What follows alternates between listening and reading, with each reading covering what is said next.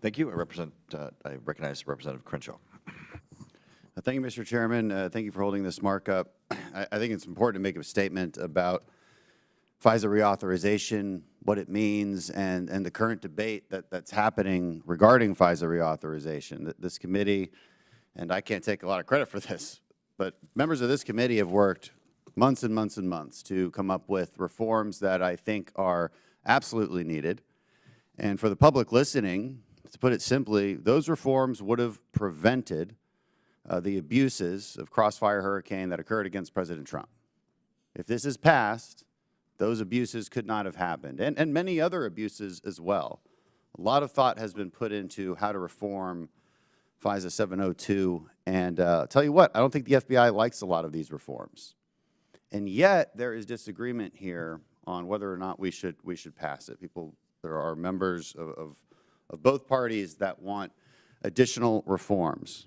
And I can't tell you how concerned I am about those proposals.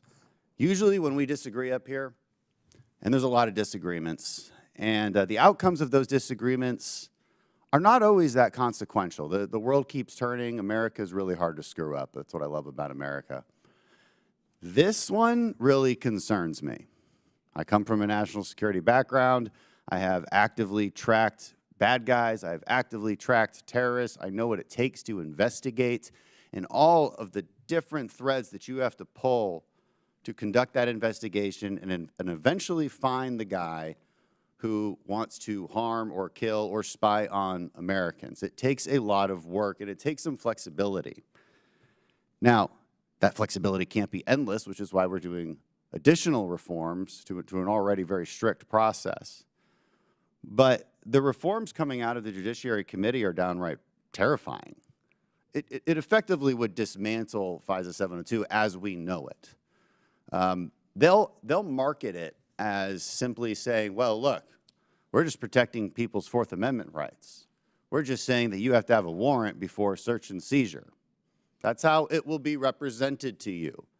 That is not true.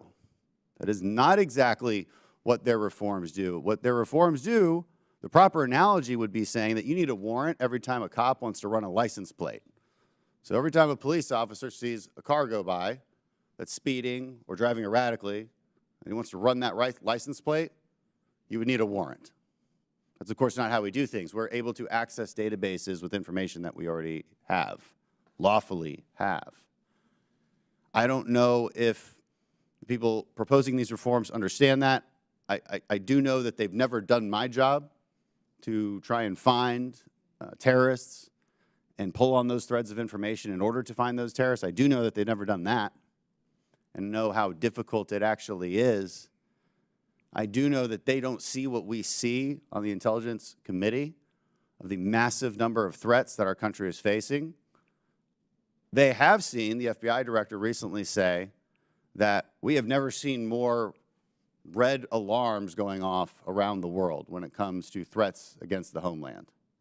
And I absolutely believe him because, of course, we see it from our own position here, but also it's intuitive.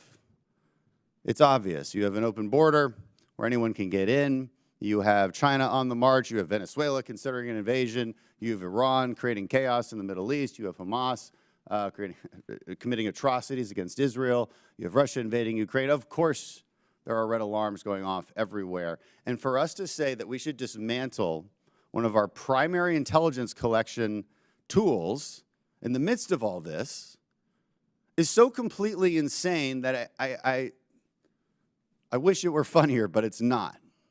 This is the one thing, this is the one big disagreement in Congress that actually should frighten the hell out of us. And with that, I yield back.